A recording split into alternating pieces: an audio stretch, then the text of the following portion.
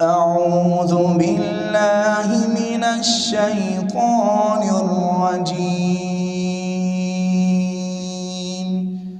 بسم الله الرحمن الرحيم. شهر رمضان الذي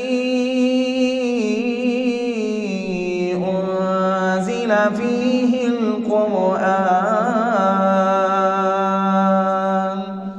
هدى للناس وبينات من الهدى والفرقان،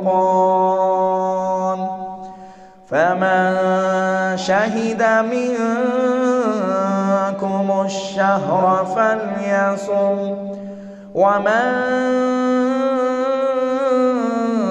كان مريضا أو على سفر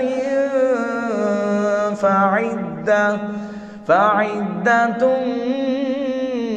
من أيام أخر، يريد الله بكم اليسر ولا يريد بكم العسر، ولتكملوا العدة ولتكبروا الله على ما هداكم ولعلكم تشكرون.